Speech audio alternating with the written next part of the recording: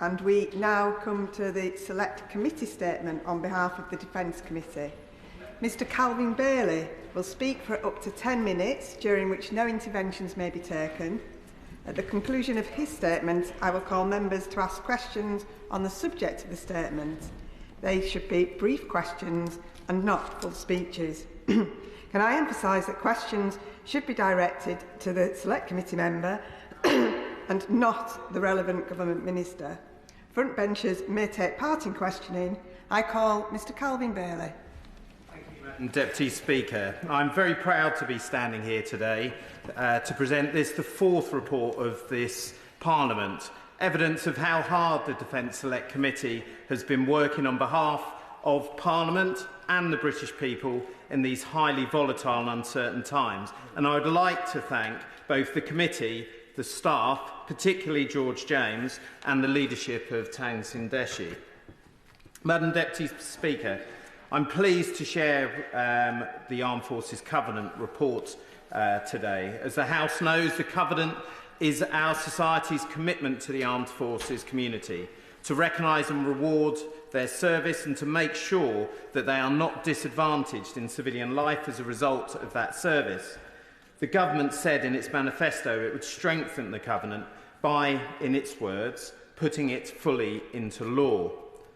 Madam Deputy Speaker, our report does two things. It looks at the Covenant today to examine how well it's living up to society's commitment to the armed forces, and it looks at how the Government should make that commitment stronger when it brings forward legislation, which we heard it plans to do so as part of the Armed Forces Bill next year.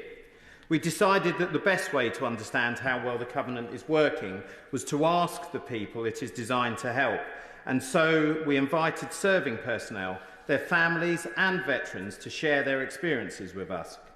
We are hugely grateful to everyone who took the time to write to us.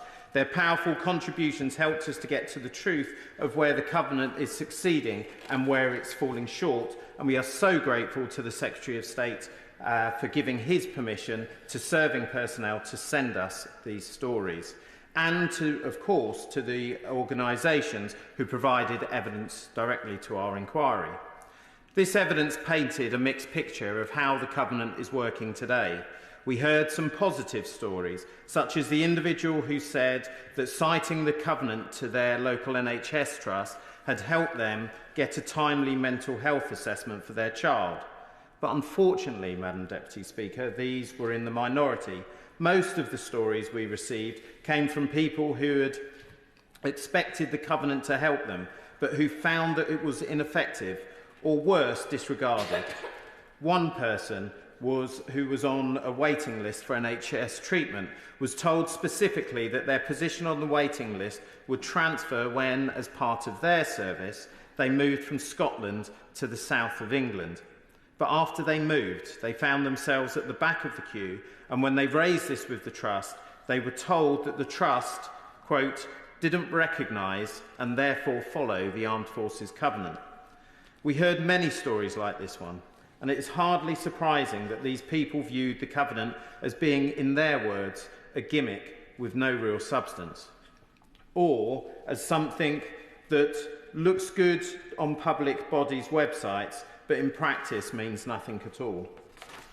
The Government is right, then, to recognise that the Covenant needs to improve. Its proposal is to extend the scope of the Covenant so that more areas of central government are subjected to it. We welcome this, and we recommend that the Covenant is applied to all government departments. This way, we expect to see departments paying better attention to the needs of the forces community when they make policy, and we expect to see the Covenant applied to areas of life which the existing duty does not cover and where the forces community experiences disadvantages, areas like employment, social care, welfare and immigration, in particular for non-UK pass holders. However, Madam Deputy Speaker, we are clear that legislating is only one part of the solution. Our evidence shows that one of the biggest issues is that the existing Covenant is not consistently applied, either because people are not aware of it, because it is not well understood, or because it's not given a high enough priority. This is why we heard that the Armed Forces community's experience of the Covenant varies massively depending on where they live. If the law is not consistently applied, Madam Deputy Speaker, then amending the statute book will make little difference. This is why our report recommends that government needs a proper plan for implementing the Covenant in tandem with new legislation. This needs commitments from all government departments, and we should not underestimate the scale of the commitment necessary. Getting this right is equally important, if not more so, than updating the law. To conclude, the Armed Forces Covenant is a noble proposition, but sadly one that we do not always live up to as a society. We want to see us get to a place where our service personnel and our veterans can be in no doubt that when they deal with their local council, their doctor or their employer, that the Covenant will support them. New legislation will help, but it is not a silver bullet. We also need to embed the Covenant more deeply in our institutions and particularly across government and in wider society. I will. Order. There are no interventions during this statement. Will not. As we say in our report, the Covenant gives us all the duty to our servicemen and women. We must take it as seriously as they have taken the duty to us. I commend this report to the House. Shadow Minister Paul Holmes.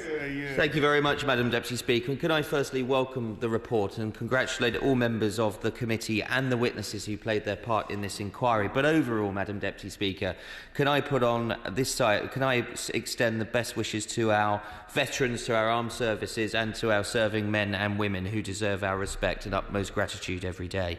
The Honourable Gentleman outlined the contents of his report, and I thank him for doing so. And as he will know, we sat on the Armed Forces Commissioner Bill committee together. I was just wondering, if I may put the question to him, what role he thinks that the Armed Forces Commissioner could play overall in upholding the Armed Forces Covenant, to see whether they had an independent role in assessing how government departments do. And if that isn't the right mechanism, does he or his committee have a view on some independent scrutiny to assess whether the government and all government departments are adhering to the Armed Forces Covenant, and whether his committee had looked at how that could be upheld? I thank the honourable member for his points, and I would like to join him in thanking our servicemen and women for their service and recognising their sacrifices to the Covenant. In response to his question about the Armed Forces Commissioner and their role, the report raises in Section 3, or it recognises in Section 3, that there have been no recognisable measures of success, and therefore this is something that the Minister and his department will take on and bring forward some answers to us. And it's probably within that framework that the Armed Forces Commissioner may have some role. But that is a critical failing of our application of the Armed Forces Covenant at the moment, in that success isn't measured and therefore it isn't monitored almost anywhere. Baker. Thank you, Madam Deputy Speaker. I would like to thank my honourable and valiant friend for representing the Defence Select Committee this afternoon. Labour's commitment to fully enshrine the Armed Forces Covenant into law is a vital step in recognising the sacrifices made by our service members and their families. However, Madam Deputy Speaker, our report examines some significant gaps in coverage, and in particular I want to highlight the treatment of non-UK personnel and their families. Unlike other routes, the immigration status given to serving and recently discharged personnel does not allow them to work or access social security. Does my honourable friend join me in urging the MOD to resolve this issue with the Home Office well in advance of the Covenant's expansion? Calvin Bailey.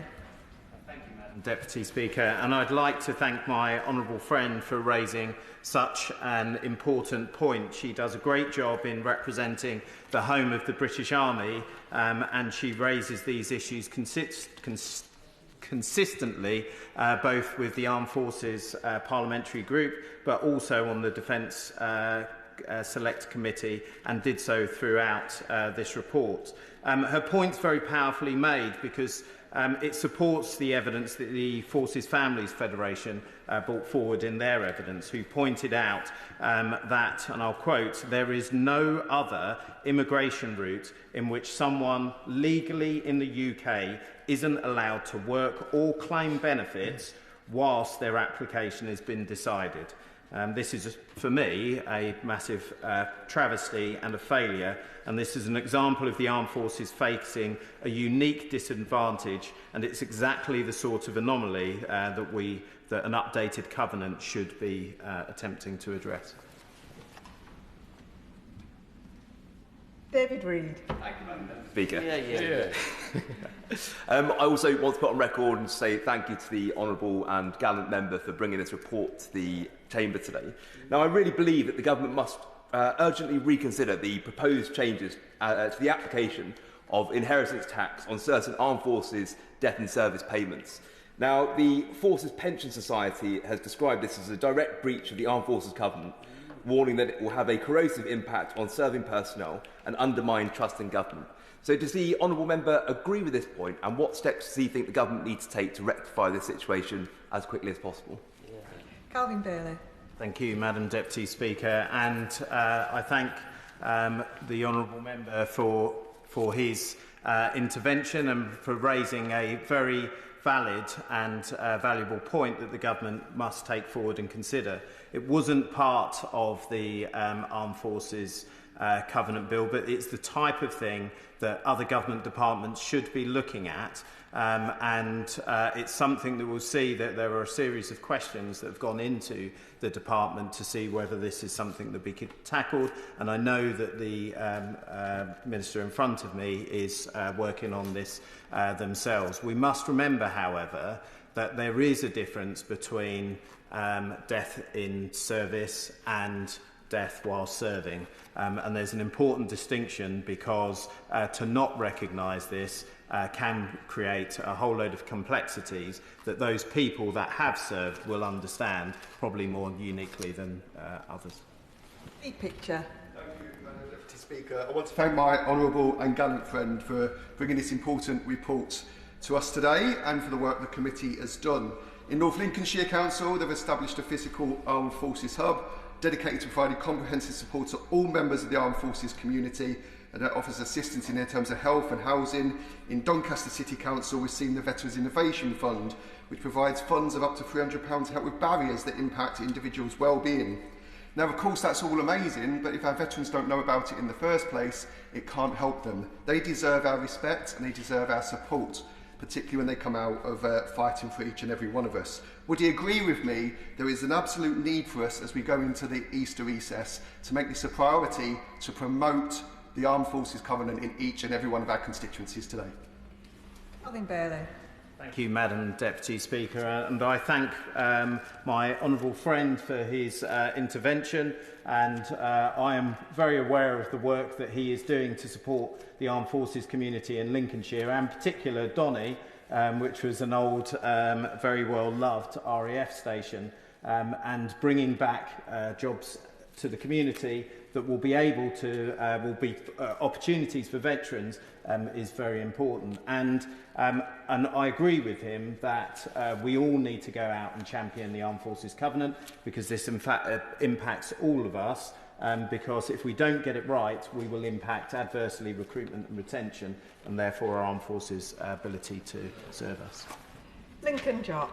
Thank you, Madam Deputy Speaker. Does the honourable and gallant member think that our Northern Ireland veterans, and specifically our former Special Forces members, are under attack from the very state that they served? And does he think that they deserve protection under the Armed Forces Covenant? Calvin Bailey.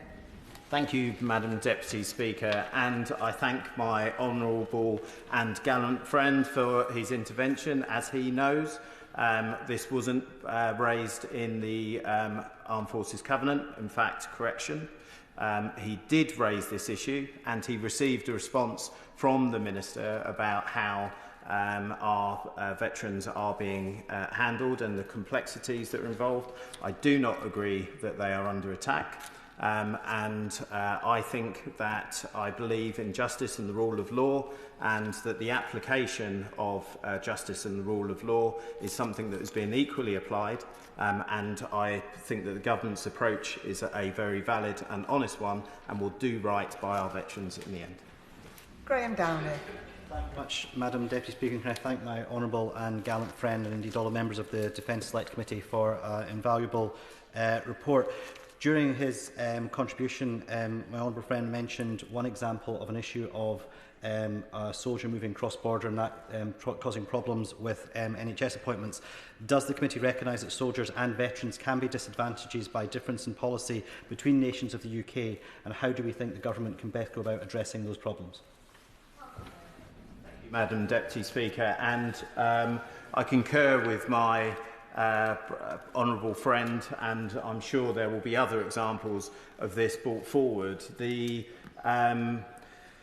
difference in applications across England are quite stark, but then when we extend into Scotland, they can be marked and almost unjust. The only place in the world that our service personnel are applied a differential rate of taxation is in Scotland.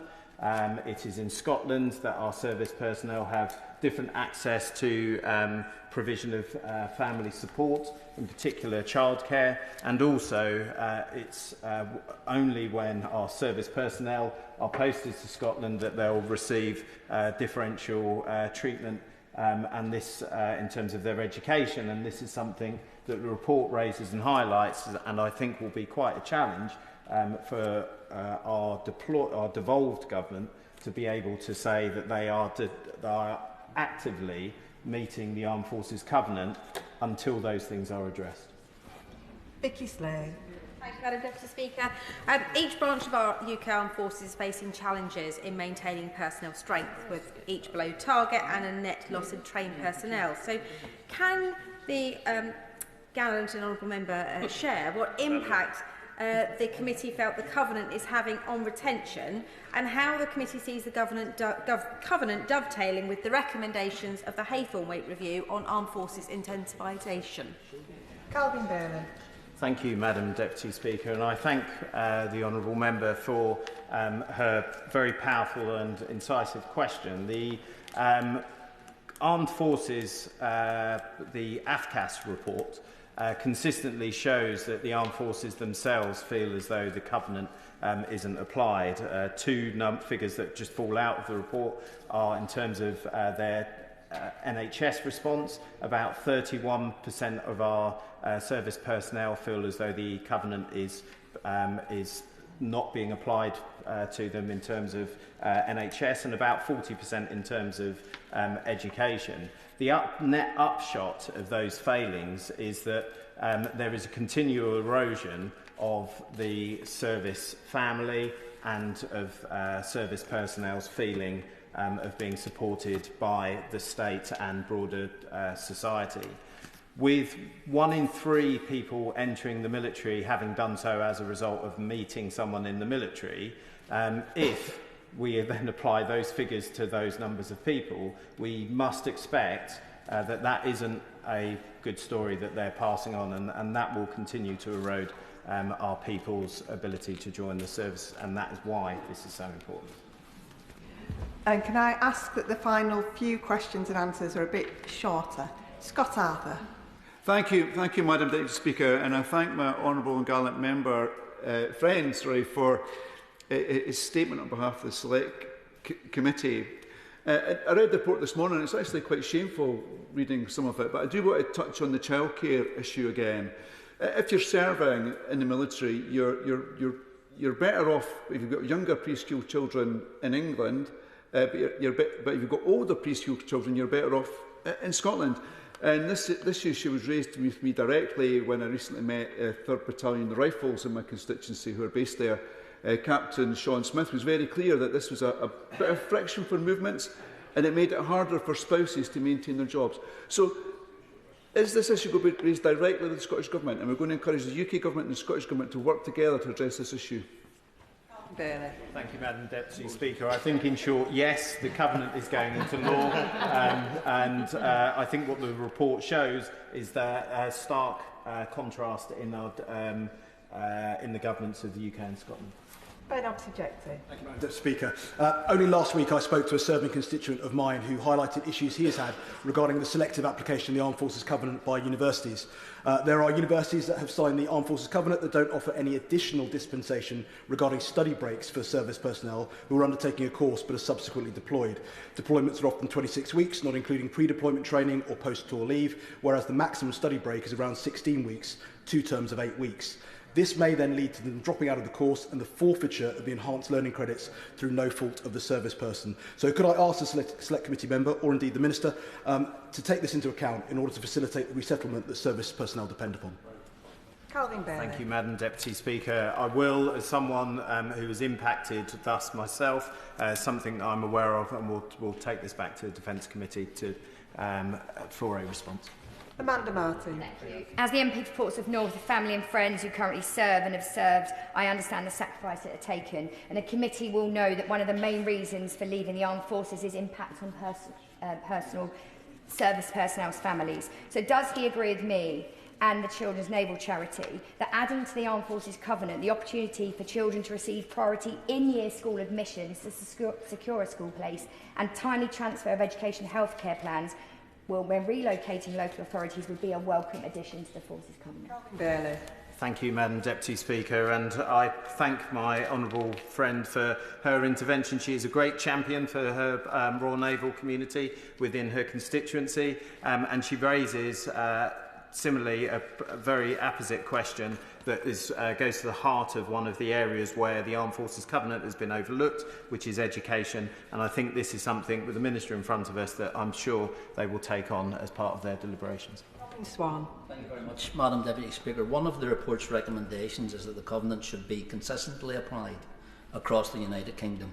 The Honourable and Gallant Member will be aware of my party's submission, which pointed out that Up Fortitude, which is designed to support homeless ex-service personnel, is effectively non-existent in Northern Ireland, and the veterans in Northern Ireland face barriers in accessing specialised healthcare services, such as the Veterans Orthopaedic Service at the Robert Jones and the Agnes Hunt Hospital. Is the member confident that should there be a plan to implement the Covenant and legislate for it, that it will cover all parts of the United Kingdom equally, and will he and the committee continually review that situation? Thank you, Madam Deputy Speaker, and I thank the honourable member for his intervention, and the point he raises, again, very incisive. The consistent application must be consistently applied across the UK. I think that is going to be a big challenge to government and to the regional governments, and it will take a review, and that is something that the Defence Select Committee has already agreed to do once the Armed Forces Bill is considered and underway. The final question, Richard Ford. Thank you, Madam Deputy Speaker. And can I commend the Defence Select Committee for talking to families of service personnel, as well as directly to soldiers, sailors and airmen. Because if I think back to the people with whom I served, they tended to be phlegmatic about making the ultimate sacrifice, but they cared a great deal about the satisfaction of their immediate family, their spouses, their partners, their children. Could the honourable member talk a little bit more about what the committee learned from the engagement that they had with families of service personnel about the Armed Forces Covenant? Calvin Bailey. Thank you, Madam Deputy Speaker, and I thank the honourable and gallant member for his question, which focuses on what the committee learnt about Armed Forces families and their service. And what I think strikes me is the amount of unseen trauma that the families suffer as a result of their movements. There are some very upsetting tales of how people have been forced to move around the country and not received adequate support from other government departments that mean that they can have a normal existence or an existence that would be considered normal to anyone that is not in the military. And it is those things that we need to go after, and it's those things that the Armed Forces Covenant should protect. And I'd like to thank him for his service as well. That concludes the statement. Point of order, Paul Holmes. Thank you, Madam Deputy Speaker. On a point of order, I just wanted to correct the record in that when I asked my question in this report, I didn't refer to my register of interest, which indicates that I'm a trustee of the Armed Forces Parliamentary Scheme. I apologise for not doing so at the time, and I thought I'd make the record correct at this time. I thank the honourable gentleman for his point of order, and I'm sure that the record will now reflect that fact.